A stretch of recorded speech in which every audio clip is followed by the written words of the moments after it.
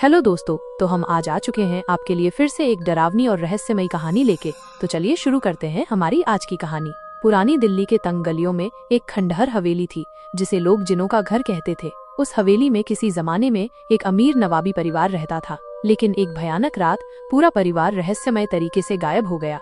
लोगों का कहना था कि उस रात जिन्नात का बादशाह जुल्मत अल अजीम अपनी पूरी सेना के साथ हवेली में आया था और परिवार को अपने साथ ले गया था। कहानी शुरू होती है जब तीन दोस्त रियाज, आयशा और समीर, जो शहरी किंवदंतियों के शौकीन थे, उस हवेली में जाने का फैसला करते हैं। रियाज, जो समूह का नेता था, ने सुना था कि हवेली में एक प्राचीन ताबीज छिपा हुआ है जिसमें जुल्मत अल अजीम को नियंत्रित करने की शक्ति है। एक अंधेरी रात में तीनों दोस्त हवेली के जर्जर दरवाजे से अंदर दाखिल हुए। हवेली के अंदर का माहौल बहुत ही भयानक था। ठंडी हवाएं टूटे हुए शीशों से सीटी बजा रही थीं और दीवारों पर अजीबोगरीब छायाएं नाच रही थीं। जैसे ही वे हवेली के अंदर गहरे उतरे, उन्हें अजीब आवाजें सुनाई देने लगीं।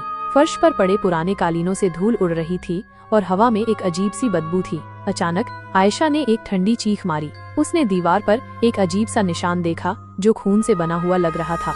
रियाज ने अपनी टॉर्च की रोशनी उस निशान पर डाली और उन्होंने देखा कि वो निशान एक प्राचीन अरबी लिपि में लिखा हुआ था। समीर, जो अरबी जानता था, ने उसे पढ़ा। वो एक चेतावनी थी, जो भी इस हवेली में प्रवेश करेगा जुल्मत अल अजीम का शिकार बनेगा। चेतावनी सुनकर आयशा और समीर डर गए, लेकिन रियाज ने उन्हें शांत किया और कहा कि उन्हें ताबीज ढूंढना होगा। वे आगे बढ़े और एक अंधेरे कमरे में पहुंचे। कमरे के बीच में एक पुराना संदूक रखा हुआ था।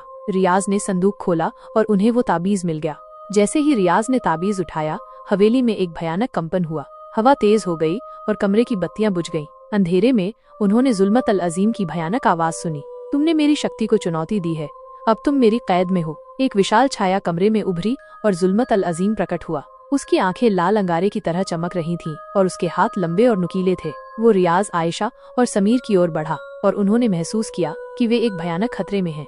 रियाज ने ताबीज को जुल्मत अल अजीम की ओर उठाया और एक तेज रोशनी निकली। जिन्नात का बादशाह चीखा और पीछे हट गया।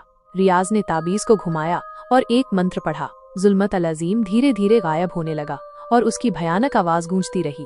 जब जुल्मत अल अजीम पूरी तरह से गायब हो गया तो हवेली शांत हो गई। रियाज, आयशा और समीर ने राहत की सांस ली। वे हवेली से बाहर भागे और कभी वापस नहीं आए। लेकिन शहर में आज भी लोग कहते हैं कि जुल्मत अल अजीम की आत्मा उस हवेली में भटकती है और जो भी उस हवेली में जाता है वो कभी वापस नहीं आता। तो दोस्तों, कैसी लगी आपको हमारी ये कहानी? कमेंट करके जरूर बताएं। अच्छी लगी हो तो लाइक, शेयर और सब्सक्राइब करना ना भूलें।